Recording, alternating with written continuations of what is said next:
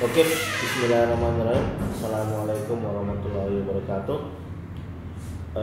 Bertemu lagi bersama saya Zulkifli Said.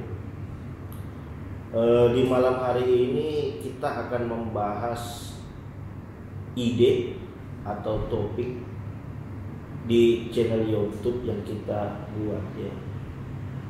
Jadi ada beberapa pertanyaan dari teman ya. Gimana sih cara menentukan topik untuk channel video kita? Kemudian bagaimana cara agar kita tidak kehabisan ide di dalam pembuatan video di channel YouTube yang kita kelola ya.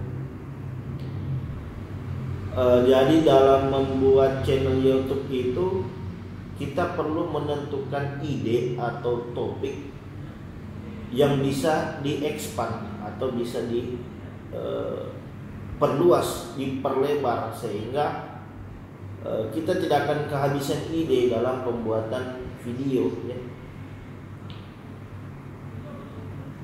Jadi jika kita mengambil ide atau topik yang sangat spesifik, maka kita akan kesulitan untuk menentukan topik berikutnya yang akan kita bahas di video yang akan kita buat di channel YouTube kita ya. Sehingga di sini dalam penentuannya itu kita perlu menentukan topik atau ide yang general sehingga kita bisa breakdown, kita bisa expand ke sub-sub judul yang akan jadi topik pembahasan kita di video berikutnya. Jadi ada beberapa cara menentukan ide atau topik dalam video kita ya. Jadi yang pertama itu membuat video atau channel berdasarkan profesi atau berdasarkan minat ya. Misalkan dalam hal ini teman-teman yang berprofesi sebagai seorang dosen, berprofesi sebagai seorang guru ya. Jadi konten video itu berdasarkan pekerjaan atau aktivitas yang kita lakukan sehari-hari. Jadi misalkan seorang dosen itu bisa mendokumentasikan video-video atau materi-materi perkuliahan, sehingga YouTube itu selain menjadi wadah untuk menyampaikan informasi ke peserta didik dan masyarakat umum, juga sebagai wadah untuk mendokumentasikan materi-materi perkuliahan ya. Atau misalkan teman-teman yang berprofesi sebagai seorang dokter, berprofesi sebagai seorang pegawai negeri sipil ya, berprofesi sebagai seorang barista ya. Jadi profesi kita itu juga dapat menjadikan konten yang bisa dinikmati oleh khalayak masyarakat ya. Jadi ketika kita membahas profesi, maka ini erat kaitannya juga dengan hobi ya. Jadi untuk membuat konten video juga itu dapat berdasarkan hobi yang kita senangi ya. Jadi seperti yang kita ketahui bahwa pekerjaan itu adalah pekerjaan yang mengasihkan atau yang menyenangkan, itu adalah sebuah hobi yang dibayar ya, seperti itu ya. Jadi ketika kita bekerja berdasarkan hobi ya, kita tidak merasa terbebani dengan pekerjaan tersebut. Justru kita ingin melakukan hal tersebut secara terus-menerus ya. Nah itu berlaku juga di dalam channel YouTube yang kita buat. Jika video-video atau konten-konten yang kita sampaikan itu sesuai dengan hobi yang kita tekuni, maka kita tidak akan kehabisan bahan. Kita akan selalu memiliki konten yang selalu bisa dinikmati oleh subscriber di channel kita. Jadi itu tadi ya, Poin pertama yaitu membuat konten video berdasarkan profesi ya, atau pekerjaan kita. Kemudian yang kedua itu ide konten video berdasarkan hobi ya. Kemudian yang ketiga itu ada channel YouTube yang khusus mereview atau bisa kita istilahkan sebagai unboxing ya, atau mereview suatu produk tertentu ya. Jadi dalam membuat channel unboxing ya tentu saja kita harus objektif ya. Jadi channel review produk ini sebenarnya channel yang cukup hati-hati ya, karena kita tidak boleh secara asal-asalan mereview produk tertentu ya. Kita harus objektif. Kemudian kita harus memahami daripada fitur-fitur yang kita daripada fitur-fitur yang terdapat pada produk tersebut ya.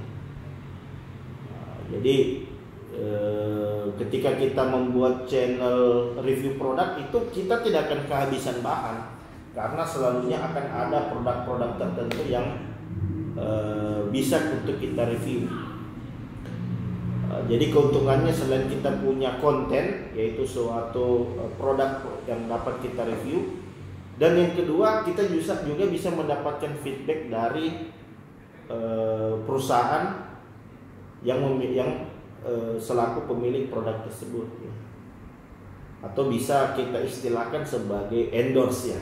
Kadang YouTuber ini sering menerima endorse ya dari suatu perusahaan tertentu, tolong dong endorsekan produk saya. Kita endorse, kita review bagaimana sih produk tersebut, apa kelebihan, apa kekurangan. Kemudian tentu saja review tersebut harus objektif sehingga dapat diterima oleh penonton dan juga sebagai masukan kepada si pemilik produk tersebut. Kemudian channel yang berikutnya adalah channel traveling. Ini bagi yang suka berwisata, kita tidak akan kehabisan ini ya, tempat wisata. Ini apalagi di Indonesia saat ini itu sangat banyak potensi-potensi wisata yang tersebar di seluruh penjuru Indonesia yang bisa kita review ya. Tapi tentu saja untuk membuat channel traveling ini kita membutuhkan budget yang besar ya. Tapi dengan mengangkat topik wisata ini sebenarnya kita tidak akan kehabisan konten, karena akan selalu ada tempat-tempat wisata baru ya. Kita review perjalanan menuju tempat wisata tersebut, kita review fasilitas apa sih yang terdapat di tempat wisata tersebut.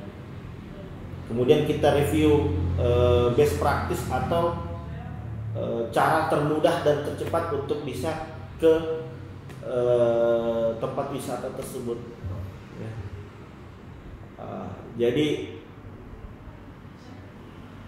Jadi konten wisata ini sebenarnya konten yang tidak berat ya, karena kita hanya perlu melakukan perjalanan ke suatu tempat, kemudian kita cukup menjelaskan bagaimana kondisi tempat tersebut ya, sehingga penonton mendapatkan informasi terkait tempat wisata tersebut dan memiliki gambaran bagaimana untuk bisa menuju ke tempat tersebut untuk menikmati wisata yang ada di sana ya.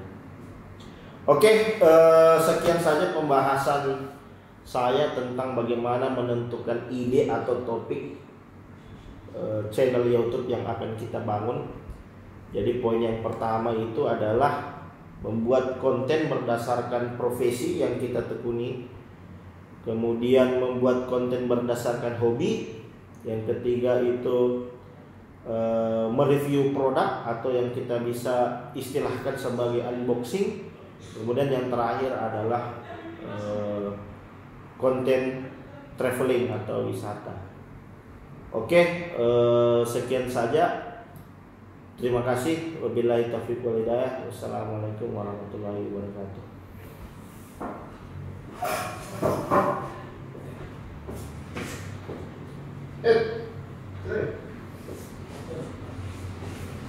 Berapa menit?